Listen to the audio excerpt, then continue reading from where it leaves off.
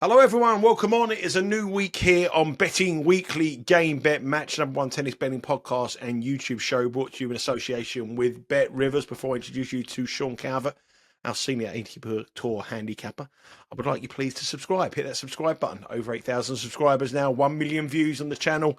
We want to hit it down next target, 9,000, and get it up there pretty quickly. So please hit that subscribe. If you like the content, please hit the like button. And if you've got a comment for us, always hit the comments button below. Give us your comment, give us your thoughts, give us your best bets this week, and we answer all your comments with our thoughts as well. Formal community here, that's what we want to do. Anyway, good afternoon to you, Sean. How are you, my friend? Good afternoon. I'm all right. A bit jaded after my my long travels, and I was obviously up in the Midlands at the weekend as well with my little boy doing the mascotting at West Brom. So I've been hot footing it all around the globe in the last sort of week or so. Little bit jaded, but I'm all right, I think. What was the score in the West Brom game at the weekend? 1-1. Oh, 1. Who did they play? Hull City. Oh, that's not a good. I was going to say not a bad result, but that's not a good result. They're going all right, Hull, actually. I think they've only lost one of the last sort of 8 or 9 matches, I think. Oh, dear, well, we're not very good. This is a tennis show. This is not a championship football show. It's a tennis show. Sean is here for the tennis picks. I am. Not his picks on West Brom against Hull. I could have told you that was going to be 1-1, by the way. Never mind. Under 2.5 goals is always a bet whenever you're draw West Brom every time. Anyway, always. We digress. Let's move on to this week. It's tennis tournament. Before we move on to this week, let's talk about last week. Jack Draper. What a performance from Jack Draper. I mean, I didn't expect that in the final against Holger. He was absolutely exceptional, wasn't he? Yeah, I mean, it was a bad price. I mean, I suppose it looks an all right price now that he's won in straight sets and won convincingly. But yeah, I certainly wouldn't have backed Draper at the price that he was. He was getting on for -$2 in that final. You know, having just beaten Alcaraz in a weird semi-final in which he looked absolutely shattered, you know, probably the biggest win of his career. I know he's beaten Alcaraz before, but to do it there at Indian Wells where Alcaraz has been so dominant, and then to come back 24 hours later and absolutely smoke Holger Rune in straight sets. Very impressive. You know, you asked me last week about Draper, and I said, look, the level is there. I'm not convinced about his fitness, longevity, if you like, over the best of 5 sets in a major. You know, the jury is still out on that. But yeah, the level is there, as I said. And I wouldn't have backed him to win that final in the circumstances, especially given that Rune has got such an amazing record against left-handers. And, you know, he had the experience, Draper, into his first Masters 1000. So, yeah, great performance from Draper in conditions that I don't think many people would have backed him outright, would have looked at those sort of gritty, slow conditions and said, "Oh yeah, this is Jack Draper all day long." Miami, yeah, I don't think too many people would have backed him to win Indian Wells. I may be wrong. If you did at the start and you know you collected at 33-1 or whatever he was, you know, feel free to comment and tell me. But I don't think there'll be many. I think it would have been a good result for the books, Jack Draper, to win the tournament last week in Indian Wells. They were impressed that Bet Rivers had slashed him into 11-1, 4th favourite now for Wimbledon, behind Sinner, Alcaraz, and Novak Djokovic. That's a big move from the price he was now. But people have started messaging me. This Jack Draper is a good player. Is he better for Wimbledon? The people who watch tennis once a year at Wimbledon in the UK are messaging me now saying we should be betting. I'm saying not 11-1, no. I mean, not only is it the best of 5, not only is Wimbledon quite slow, although we can perhaps overlook that a bit because Indian Wells is pretty slow, but he's going to try and be the first Englishman since Fred Perry? I know Andy Murray obviously won it a few times, you know, but you know technically he's Scottish. I think wouldn't he be the first Englishman? Wouldn't he since Fred Perry? Yeah. What 1926 or whatever it was, something like that. And the media is going to be all over him now, aren't they? For this, I mean, depending on what happens between now and then. But you know, Andy Murray found it very difficult, given the media situation, you know, to win Wimbledon. It's going to be incredibly difficult, I think, for Jack Draper. I'm not saying he can't, but what, 11-1? I don't know. I don't see any value in it. I'm not saying he won't, but it's not a bet for me. US Open, I'd be more interested, actually. Yep, we've got Wimbledon coming up. We've got the French Open coming up the next couple of months. But this week, it's all about the 1000 event in Miami. Can Jack Draper complete the Sunshine Double? Who'd have thought that? We'd be saying that. We'll get his price in a minute when we look at the outright odds with Sean, with our picks. We've got 5 matches to go through here as well in the first round. But before we do so, Sean, I mean, it's a tournament I've been at the last couple of years. It's very, very hot. It's very, very humid.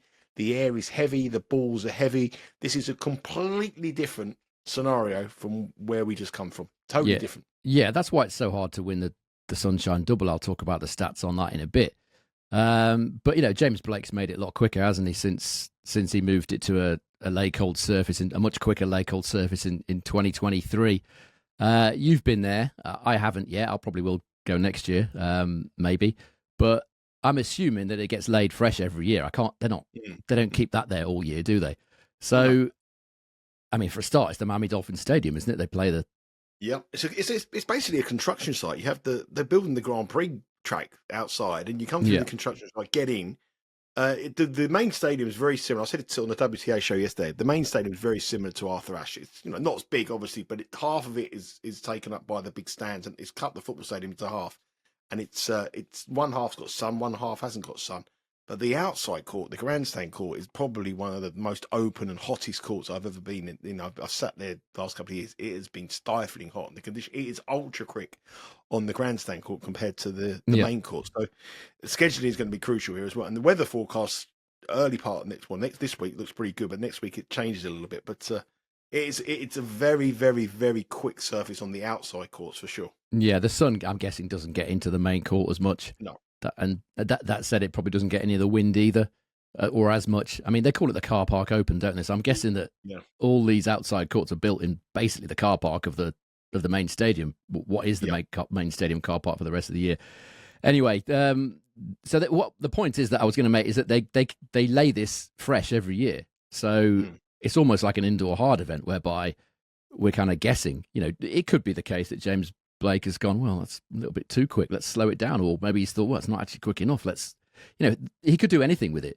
Lake can make it within 0.5 of a CPI, I think, of what he wants.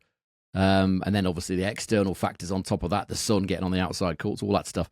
All we can do is say what's happened in the last 2 years, which is it averages 82% holds and 72.8% first serve points won. 40% of the matches feature a tie break. This is a tournament that does interest me in terms of set one overs over 10.5 games. 32% of the opening sets in the last couple of years have gone over 10.5. That equals odds of 3.13 plus 213. If you're blindly backing that's the odds that you'd be looking to get. And quite a lot of the matches have gone unders in the last couple of years. 56% have gone under 22.5.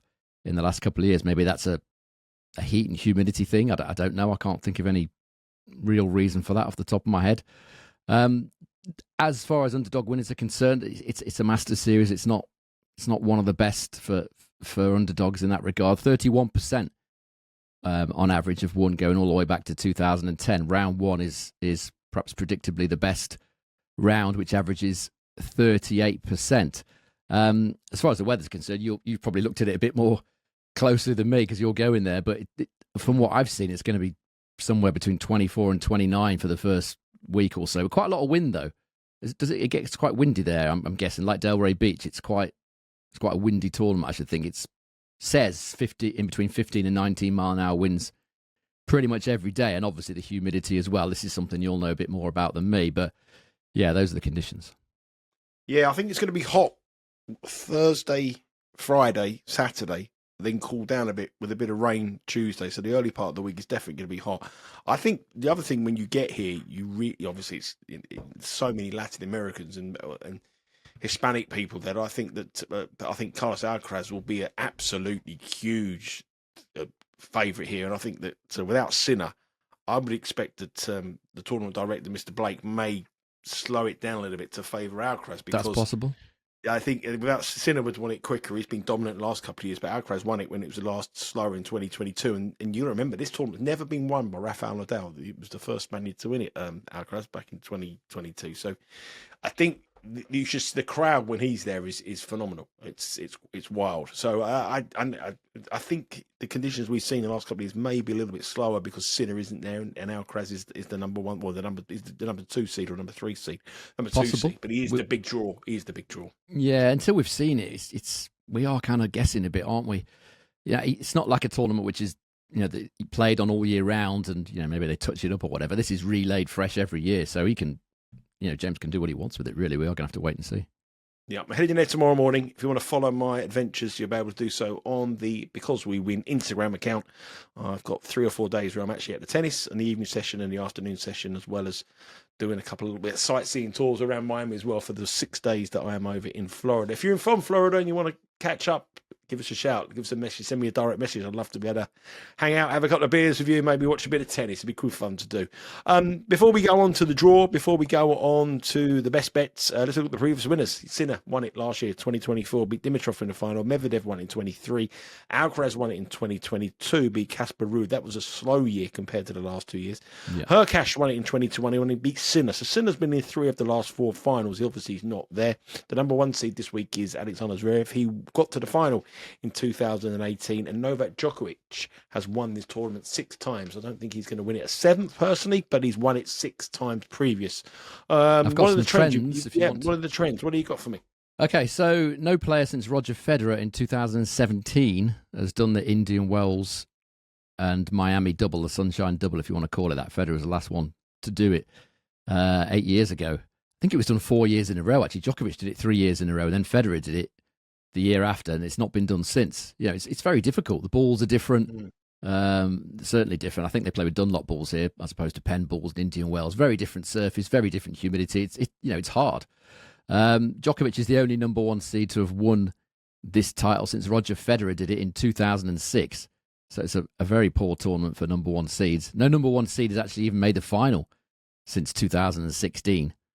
So a very bad tournament for number 1 seeds. All of the last 6 editions have featured at least one double-figure odds winner or finalist. There's been a few big prices here. I remember I had John Isner here at 100 to 1 a few years ago. He beat Zverev. 2018. He beat Zverev in the final, yeah. I had him that year, 100 to 1.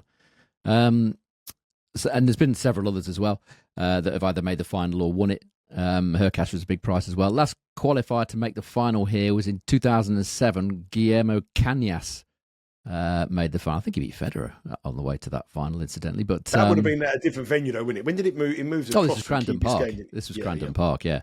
Many years ago. But you don't expect qualifiers to make the final of Masters 1000s. You know, it's a tall order. But those are the trends. They are the trends, and this is the draw of the bracket. Starts off with number 1 seed Aleksandar Zverev, as like all the 1000 events. The top 32 players get buys through to round 2, then the other players play for the right to play the seed in the round of 64. Aleksandar Zverev is the number 1 seed. In the quarterfinals, in the top quarter of the draw, he will be scheduled to play Jack Draper. That's a quite interesting match up there, where I think if they met, Draper would probably be the favourite, between those two. But that will be the quarterfinal round in the Q1. In Q2, we have Taylor, Fritz and Rublev in what looks a favourable draw. We also have Shapovalov, Hurkacz, Shelton, Diminor and Berrettini in that one there. In Q3, we have Medvedev and we have Djokovic alongside Auger-Aliassime, Siem, Mickelson, Stefanos Tsitsipas and Seb Korda. In the bottom half of the draw, and the final quarter 4, we have Casper Ruud, Carlos Alcaraz, Kecmanovic, Dimitrov, Tommy Paul, Cerundolo, and Nakashima. And I think the Q4 is probably, I think on paper it's the easiest section of the draw. I don't think there's really much in the top half and the bottom half. I'd say the bottom half is slightly easier because of that Q4. Q3 is difficult. And that's where we find the tournament favourite, and that's where we find the number 2 seed, Carlos Alcaraz. I did say that I think that he might be a little bit slow. The organisers would love for a Spanish winner here. Carlos Alcaraz is plus 220. Novak Djokovic is joint second favourite alongside Jack Draper. Jack Draper is second favourite at 7 to 1 to complete the Sunshine double. Who would have thought that? Medvedev not having a great year. He's 9. Aleksandar Zverev, the number 1 seed, is 11 to 1. Alex de Minaur 13. Holger Rune 17. Andrei Rublev 20. Taylor Fritz 30. Ben Shelton 35. Dimitrov, the beaten finalist last year, 50. João Fonseca is 50 to 1 on the graphic, but the young Brazilian has been bet. He will be popular here as well with the supporters. He's down to 40 to 1 with Bet Rivers. Tommy Paul, Stefanos Tsitsipas at 50. I don't think the conditions will suit Tsitsipas. It might be a little bit too quick for him. Shapovalov is 66 and Ugo Humbert is 80. So where are we heading on this outright draw? I mean, it looks an interesting one because Alcaraz is such a short price favourite. He could, that was a shock defeat. The manner of the defeat against Jack Draper would have been an eye-opener for him in the conditions that he would have liked. We're not really quite sure of exactly how this is going to play out, but where are we heading? I actually think the top half is much better in terms of opportunities for value seekers. I mean, Zverev certainly looks opposable. I mean, the number 1 seed is the 5th favourite to win this tournament, which is a not something you'll see very often. Just no, for me. He hasn't got a particularly great record here, Zverev. He's got 65% win rate, which is pretty good. As you said, he made that final against Isner all those years ago. But he's only won 7 of his last 13 matches here. He's not been a great... The Sunshine Double has not been particularly kind to Zverev over the years. And the form that he's in at the minute, his confidence that match against Griekspoor that he could have won. He normally does win them sort of matches against Griekspoor, but the confidence is just not there. You've got, 3 of the top 4 favourites in the betting are in the bottom half of the draw. And for me, Draper he's just miles too short on the basis that unbelievable short that is. Just, I know he's super talented and the level is there and all the rest of it, but he's not Mr. Stamina, but by any means. And he's now got to come celebrating as well, Sean, isn't he? He's got to be celebrating the first 1,000 top 10. He's going you would think. Yeah, can have a bit of a time. Good-looking lad, won 1,000 event, got biggest check, 1.5 million. He's not going to just, not have a good night out on the tile. Surely, come on. He's not us though. He might be super professional. One night he's got to have a cup. He might have had an orange juice and a carrot and cucumber cake and whatever, and hope not. Gone home. I don't know. Who knows? But even without that, even let's say he was, super professional, didn't do anything, he's still got to be exhausted. All the effort that he put into that. Winning the Indian Wells, his Masters 1000 maiden title, he's got to be tired because, this is Jack Draper we're talking about. He's famously not great on stamina. I would love to be proven wrong. I'd like to see Jack Draper come in and win this as well. But yeah, 7-1. Everyone's got their price. That is a desperately short price. So for me, I've got a couple in. I've got 2 in the top half of the draw actually. Or have I got 3? 3. I quite like 3 in the top half of the draw at a big price. I've got 3. I wonder if you're on the same. I want to oppose Holger Rune as well. I think he's massively opposable after last week. I know he got to the final, but his performance in that final, he was almost in tears after the interview. After he didn't let him, and he's an emotional kid. It's going to take him a little bit of time. His family's not out there with him as well, and I think Rune will be a fade as well. So be interested to see where you're going. I like one in, maybe you could be on. Who are you on? Well, I'm going to guess. Go on. Tallon Griekspoor. Nope. Oh, okay. Over to you, Mr. Calvert.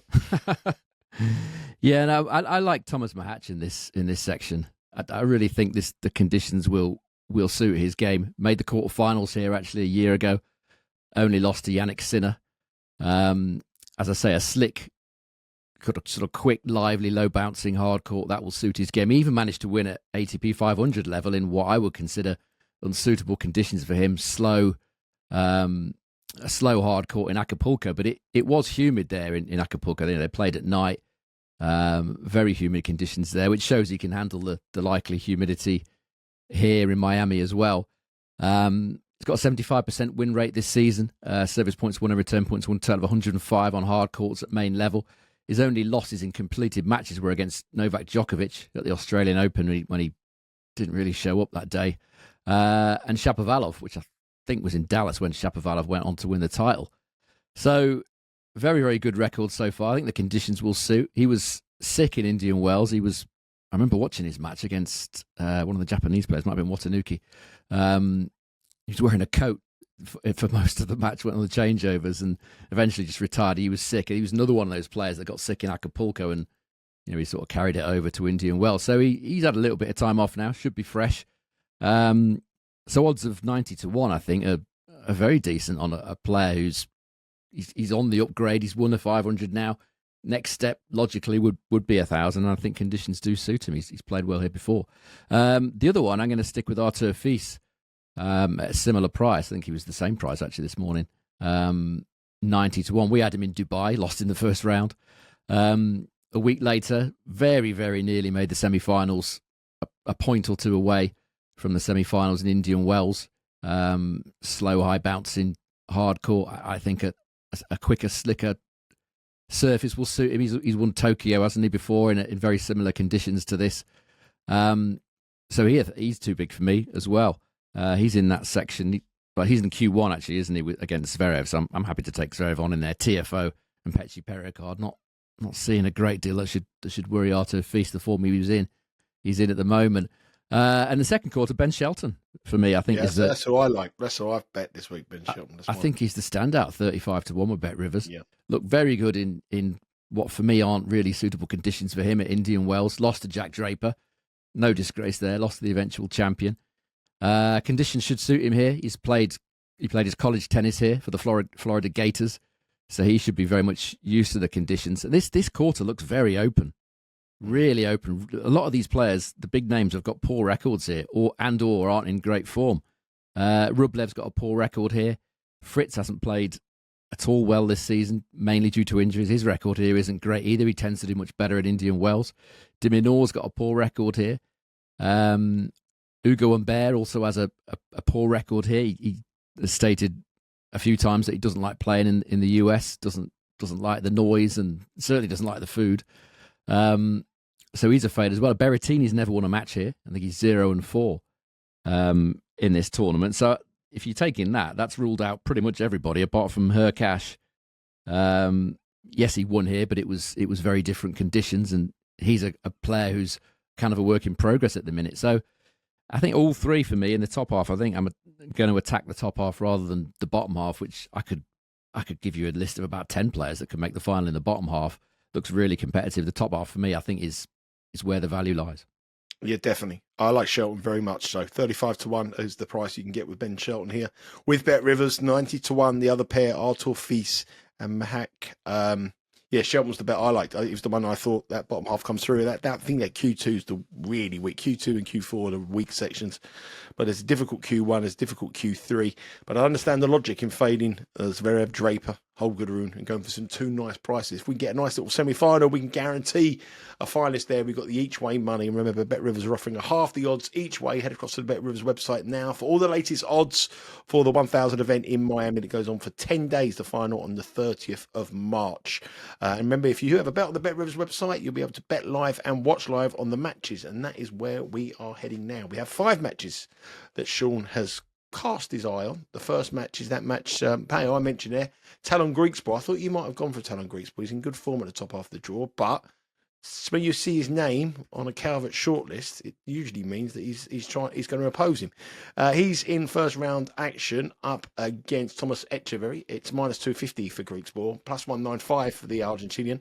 Spread is 3.5, and total here is 22.5. Remember, the action starts at 12 o'clock Eastern time tomorrow, and all the odds will be available on the Bet Rivers website. We do not know the order of play yet, but the action does start tomorrow around about 12 o'clock Eastern time. Might be 11. They might have to check in the morning. It's 11 o'clock or 12 o'clock Eastern time, but this will be dropping. You have plenty of time to get on these bets before Sean breaks get on Sean's picks before the order of play comes out. Etcheverry, it hasn't been in great form. Got beat in the first round of Indian Wells, went on to a challenger event, got beat in the quarterfinal of that by Mensik as well straight after that. And Griekspoor got to the quarterfinals of Indian Wells, played really well, got the semi-finals in Dubai, played exceptionally well, but he's played an awful lot of tennis as the Dutchman here. What do you fancy here? I think it's really interesting, Griekspoor's stats. Really interesting for the geeks that like to do the sort of stats like myself. I like to look into these numbers and find interesting things. And if we look at what Griekspoor's been doing, he's been winning a lot of matches, but he's only been doing it because he's winning tie breaks. His general stats are very, very mediocre indeed. If you look at the last 12 months on outdoor hard at main level, I know that's going back a little way, but it's only a year. 58% win rate and a service points won and return points won total of just 97. Etcheverry, a much worse win rate, 42%, but a much better total at 100 service points won and return points won total. Etcheverry's been losing matches that perhaps he should win, and Griekspoor's been winning matches that he probably doesn't deserve to win. The one against Medvedev certainly springs to mind a week or so ago. And it's the age-old problem for Griekspoor, and it doesn't look like it's getting better, and that's return points won. It's really low. If you go back 12 months on outdoor hard at main level, he's only winning 31.7% of return points. He's actually worse this season. He's down at, where is he? He's down at 30.6% this season. His stats for this season, incredible, really. He's got a 67% win rate on outdoor hard at main level, but he's still only got a service points won and return points won total of 97, which is quite astounding. You wouldn't you wouldn't expect to win anything like 67% of your matches with those sort of numbers. And Etcheverry still is the other way around. Service points won and return points won out of 102, but he's only winning 43% of his matches. And this, in a nutshell, is just based on tiebreaks. Griekspoor's won 10 of the 12 tiebreaks that he's played this season, which is unsustainable, really. He's not going to keep winning that many tiebreaks. That's how he's got as far as he has, mainly by winning tiebreaks. And Etcheverry's the other way around. He's lost 3 of his 4 tiebreaks this year on hard and 9 of his 14 in the last 12 months on hard. So Etcheverry's been playing pretty well, not winning. Griekspoor's been playing, he's been playing well, but he's winning the tiebreaks. He's not breaking serve. He can't carry on doing that. It's highly unlikely he can carry on doing that. So quite a few bets appeal here. I mean, I don't think you'll get this market, but Griekspoor to win the opening set 7-6 is kind of obvious, given that he's so good at tiebreaks and Etcheverry is so poor at them in recent times. But I was surprised to see Bet Rivers offering even money on the being a tiebreak in this match. I mean, Griekspoor, 11 of his last 14 matches have featured a tiebreak. That's 79%. And we're getting even money here. There's a tiebreak in this one in quick conditions. Etcheverry's a strong server. You know, he plays a reasonable amount of tie breaks. I think that's a big price, even money on a tie break. And in any match involving Griekspoor, even in not so quick conditions, you would certainly be interested. But yeah, that's the one for me. Yeah, there's a bet there in the match there between Griekspoor and Tomas Martin Etcheverry. Head across to the Bet Rivers website to find out when that match starts, and you'll be able to get all the prices available. Bet Rivers, probably about 28 different markets available in that match when it comes tomorrow. I think it's going to be around about 11 or 12 o'clock Eastern time. Moving swiftly on to the next match, Aleksandar Kovacevic up against Miomir Kecmanovic. Kecmanovic is minus 190. Kovacevic here is plus 150. Spread 2.5 and total is 22.5. They met once before, 2022 in Seoul. Kovacevic won 6-4, 6-4. He's a better player now than he was then. He's in form as well. He won the challenger in Cap Cana. He beat Jaume in the final, and was it? How you pronounce your name? Zoom? Is it Jaume? Jaume. Yeah, Jaume. And Jaume beat Kecmanovic. So there is a form guide there straight away in that match. It goes with the American here, Kovacevic. The money, though, has come for Kecmanovic in the early flurries with Bet Rivers. I was tempted by Kovacevic here at plus 150. Yeah, I wouldn't argue with that. I mean, I certainly couldn't bet Kecmanovic at minus 190 against many players, but least of all one who's in such great form. I'm going a slightly different way, but it is hard to ignore the form of Kovacevic this season. 19 wins and 5 losses at all levels. I know some of those are challenges. You know, he's won a couple of challenges, but it's still massively confidence building, and you can see how it's carrying over to main level for him. Service points won and return points won, total of 106, winning 79% of his first serve points. That's very high. Yes, I also include challenges in that. But if you then revert just to the matches at main level, he's only played 6 of them.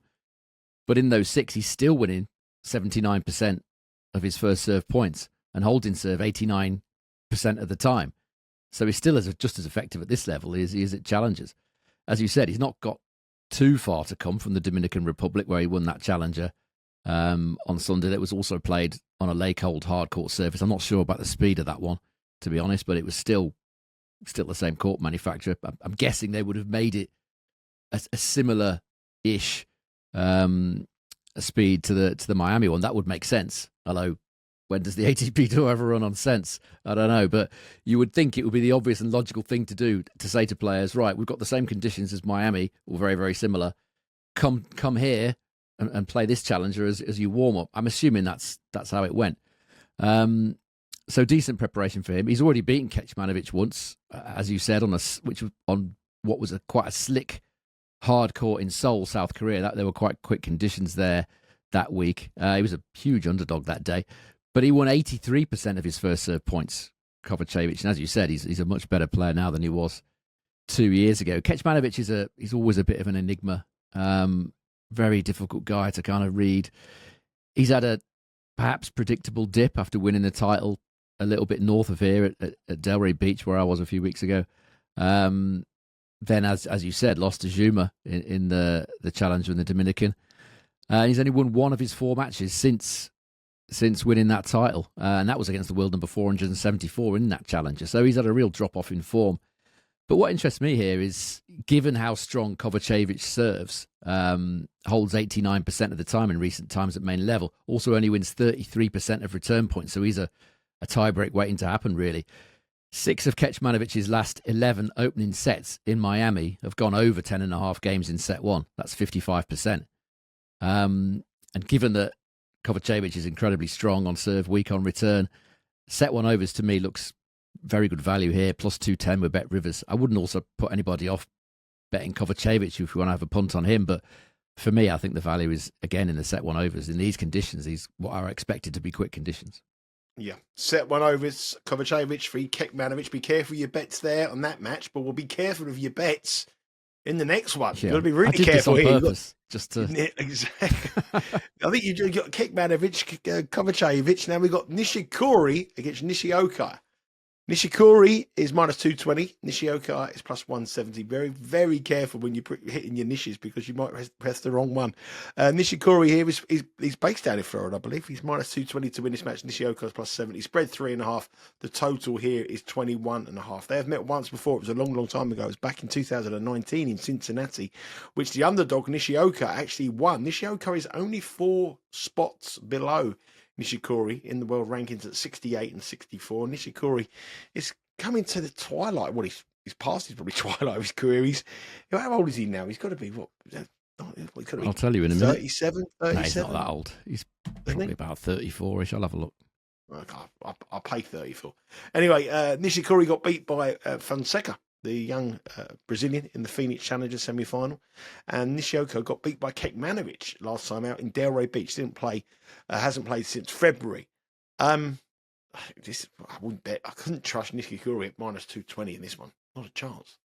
No, I'm just waiting for this extremely slow computer program to decide how old Nishikori is. It's run out, and that is trying to calculate, go back in time. It can't count that fast. I'll come back to that in a minute when it finally decides it's going to come on. 36. 36. Is he 36? He's 35. He's 35. He's 35. He's not 36 until December. 36 in December. Yeah, so he's 35 then, isn't he? So, yeah, I think I was closer there. If you're looking at count back, I'm pretty sure I'm slightly closer. Yeah, anyway, okay, I'll give you that one. For me, if Nishioka is fit, this is a decent price. I mean, we've had so many bets kind of hindered or spoiled or written off completely with injuries this year. I'm not sure whether I've got the bottle to trust another guy who we know has been struggling with injuries. But if he is fit, this is a terrible price on Nishikori. Nishioka was playing some very good tennis earlier on this season before he played too many matches in a short space of time in Davis Cup. He's not a guy who's very much like Draper, really. He's not a guy that can really handle too much tennis in one go. And that's, I think, what happened to him just after the Australian Open. Played a lot of Davis Cup. Then he went to Dallas, played there, had a good win over TFO, beat Nakashima. Then he had to retire against Casper Ruud. So he just played too much tennis. He said he was going to be either back by Phoenix at the earliest or Miami at the latest. So he obviously wasn't back for Phoenix. So according to his timetable, he should be ready. Because if you look at the stats, there's nowhere near as much in it as these odds are suggesting. If we look at this season, all hard courts, main level, both got exactly the same service points won and return points won, total of 98. If we look at the last 12 months as a whole, outdoor hard main level, Nishikori slightly better win rate, 57% compared to 52%. Service points won and return points won, total of 100 compared to 99 for Nishioka, and they've both got the same hold and break total of 100. So there's a cigarette paper between them, really, in terms of statistics in recent times. In the ELO rankings, which is something I've talked about before, which is a rating that's created by the opposition that you play against. You obviously get more points for playing better opposition. Nishioka's well ahead. He's as high as 38 in those rankings compared to his actual ranking of 68. Nishikori is 66 compared to his actual ranking of 64. So Nishioka much better in that regard. And you can see why, because Nishioka's won 7 of his last 11 matches against top 50 opponents, which is a 64% win rate. And Nishikori's only won 7 of his last 16 which is a 44% win rate. Nishioka won their only career meeting, but it was a little bit marred, if you like, by the fact that Nishikori was unwell in that match. He had some sort of issue there. I can't remember exactly what it was, but he certainly wasn't fully fit and feeling his best. But yeah, the odds are minus 220 on Nishikori at this stage of his career. I mean, these two know each other extremely well. Obviously, Davis Cup buddies. If Nishioka's fit, then plus 170 is very decent, very attractive.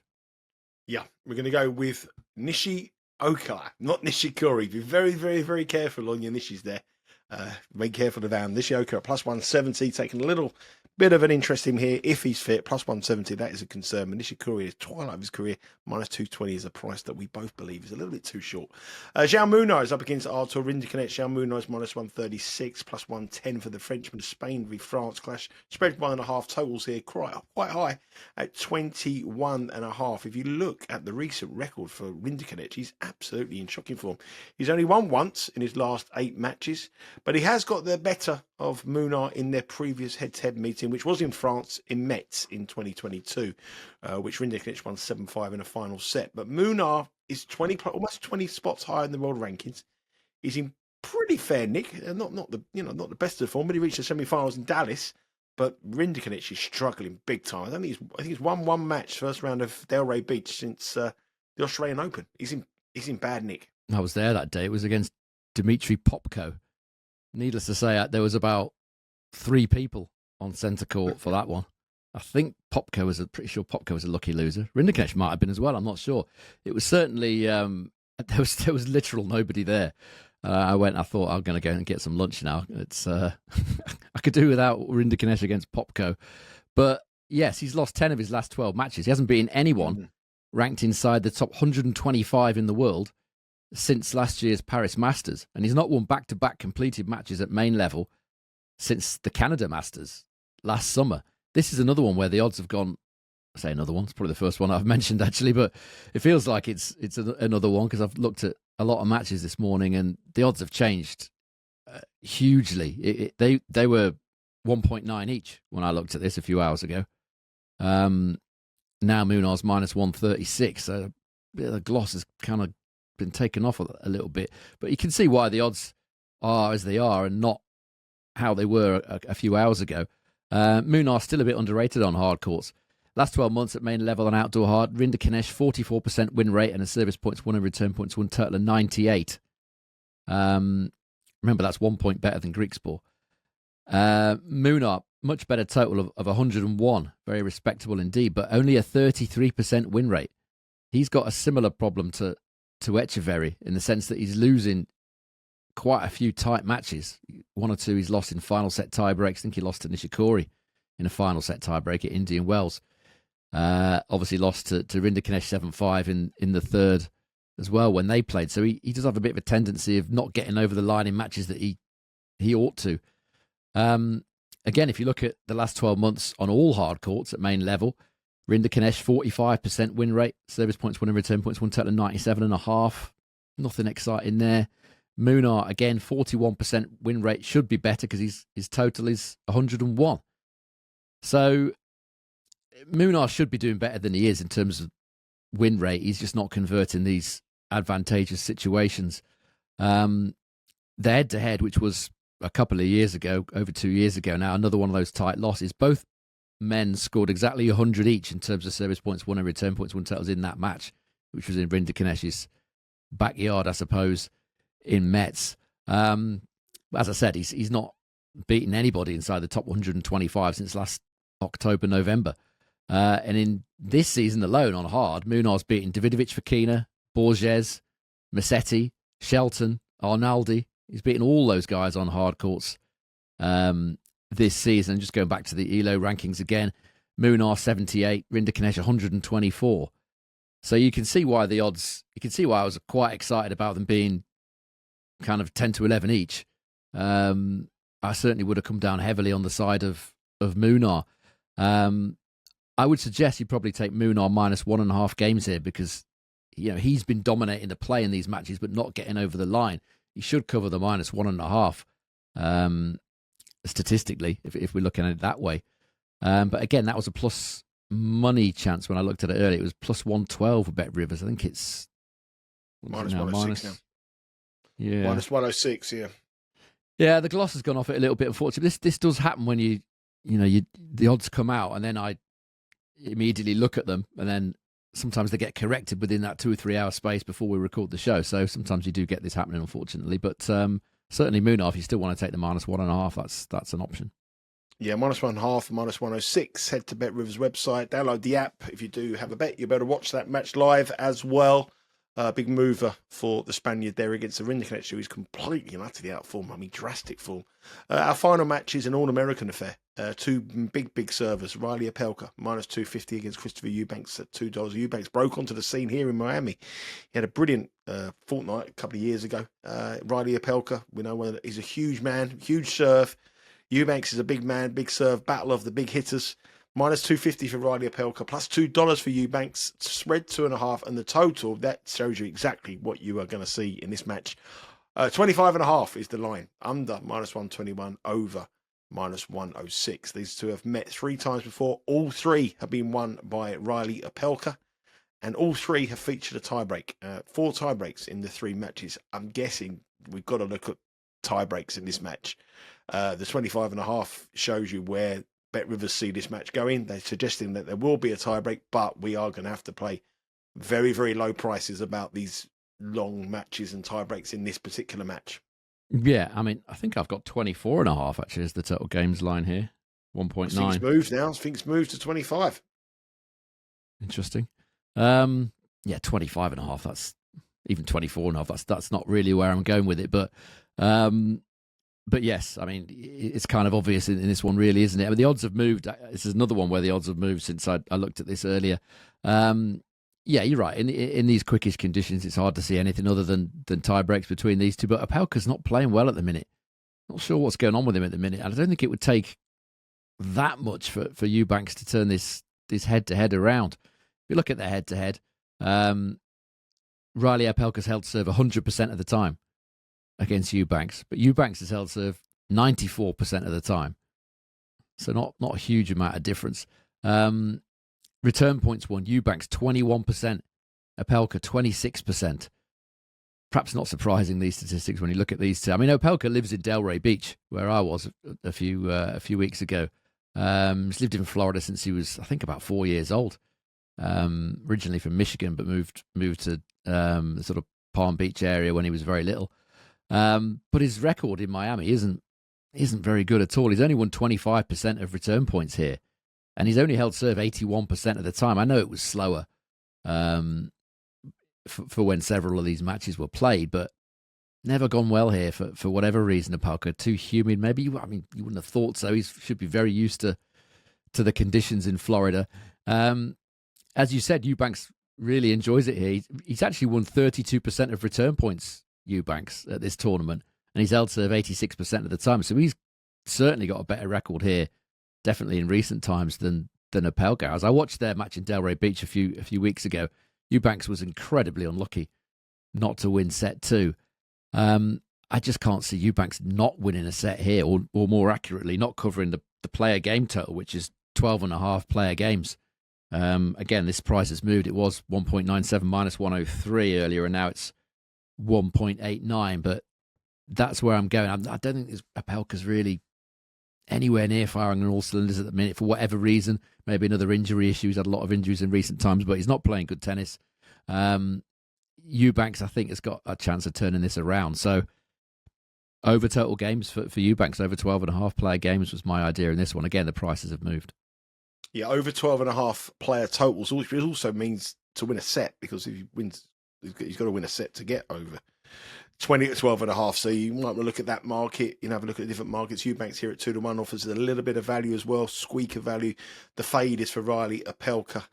So it's been a bit of a full-on show today. 3 big outright picks, lots of matches there, 5 matches to cover, all on round 1 tomorrow. Around about, I think it's 11 o'clock Eastern time the matches start. So give us a recap, Sean, of what are our official plays for tomorrow's action and our outright picks for over the next 10 days over in Miami. Yeah, I'm going to have to make a little bit of a on-the-spot change to some of this lot because the odds are moving around. Sometimes you can't recommend stuff if it's been bet very heavily or if it's been corrected. It's difficult for me to recommend the Munar one now because the value looks like it's pretty much gone there. But there's still a few bets that interest me. The set one over 10.5 games in the match between Kecmanovic and Kovacevic. That's a plus 210 chance with Bet Rivers over 10.5 games in the opening set there. I'm going to have to take a chance on Nishioka now, aren't I? Even though he's, a little bit of an injury cloud, I still think that price plus 170, that's very big based on statistics. So I'm taking him plus 170 to beat his mate Nishikori, Davis Cup colleagues. And the other one was even money, tie-break in the match between Tallon Griekspoor and Tomas Martin Etcheverry. If you do get a market on the set one correct score, I'll be interested in Griekspoor 7-6. I don't think they'll do it for this match, but that bet is still very good value statistically. And as far as the outrights are concerned, let me get back up to that section. 3 picks, all in the top half, all each way at big prices. Thomas Mahatch, 90-1. Arthur Feast, the same price. And Ben Shelton, 35-1, all each way. There you have it. A monster amount of bets for tomorrow. 3 huge prices as well. Give you some value over the next 10 days. Give you some interest. And we will be back. We are back on... I'm going to lose the days. Are we coming back on Friday or Thursday? I think you said Thursday, didn't you? I think it's Thursday. Yep, Thursday. So we are back Thursday. I'm doing the live show tomorrow. Yep, Sean is on the live show tomorrow, Betting Weekly Live, 11 o'clock Eastern Time, which is 3 o'clock in the UK. We'll be back on Betting Weekly Game Bet Match on Thursday. And we're trying to do Saturday as well. So we have 3 shows Saturday this week previewing the tournaments over in Miami. I'll be in Miami. Follow me at Because We Win on our Instagram page. Remember, Betting Weekly Live every day this week at 11 o'clock Eastern Time. Sean is on tomorrow. There's going to be Rory on as well, giving women's tennis picks as well and international football as well. And finally, make sure you subscribe to our newsletter, Betting Weekly newsletter. The newsletter that comes out every Monday is in profit. The Betting in Weekly Insider last week, which was a fantastic bit of work, that showed about 4 units of profit as well. So all the boys are involved in that. All the handicappers here on the Because We Win team give you a pick there for the weekend football and a little bit of tennis on it as well. Power rankings, we have the lot on the Betting Weekly Insider. Make sure you subscribe to that at thebettingweeklystudios.com. Most importantly, hit that subscribe button. Enjoy this channel. Follow me over in Miami on the Instagram page, and most importantly of all, let's back some winners together. Sean, thank you very much for your time. It's been a bit of a long one today, a bumper edition with the one tournament, but lots and lots of action for you to have over the next 24 hours or so. Good luck with all your bets, and we'll speak to you all again on Thursday. Take care.